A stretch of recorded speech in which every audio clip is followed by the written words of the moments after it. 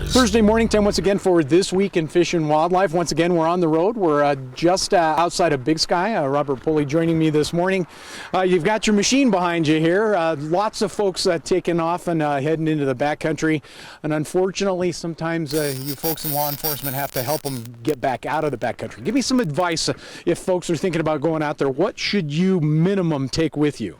So minimally what we see people have is the avalanche safety gear. So you want to have an avalanche beacon. That's a must if you go back into the backcountry.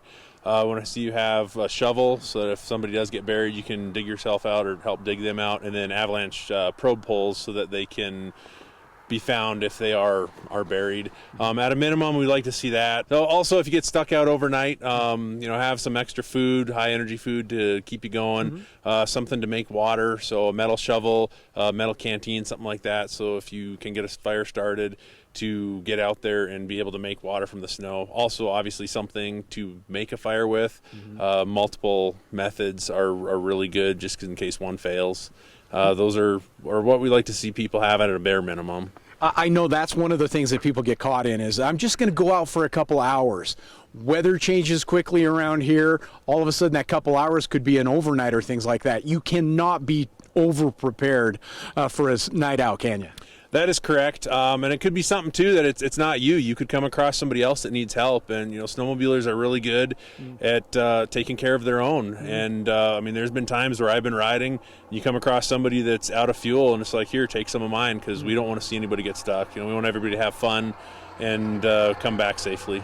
Yeah, the other thing that really probably a bad idea is going out by yourself, and certainly going out without letting anybody know where you're going. Probably two really bad ideas.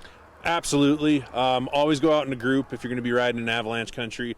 Have a plan. Let people know where you're going to go, what your time you're going to go in is, and what time you're going to come out. And if that changes, do what you can to notify somebody that's not going with you, so that if you do end up being stuck out overnight, that they can let the authorities know. Yeah, the other thing I would think some way to communicate to the outside world, or at least back to civilization, probably not a bad idea either. Yep, most of the times, we can't count on cell phones working. Some sort of a two-way radio. A lot of snowmobilers, backcountry access has radio, so that you can talk between different snowmobile parties. And then, search and rescue, we have sat phones that we'll use. Is still a great activity to participate in. You're not telling people to not go out and do this. You're just asking them to put a little thought into it before they go. Absolutely, yeah. Like anything, there are risks associated with snowmobiling. We just want people to take the appropriate precautions.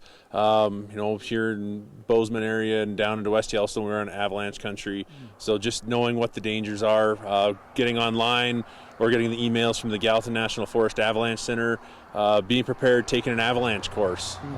They're offered by the Forest Service multiple times a year. And even just going to a avalanche beacon park, we got one down in West Yellowstone, and practicing just so that if you have to use that equipment, you know how. So it's one of those prepare for the worst and hope for the best situations. There you go. We're going to leave with that. That's a fantastic way to wrap this up. Thank you very much for joining us. And that's This Week in Fish and Wildlife. This Week in Fish and Wildlife was sponsored by Toyota. Let's go places.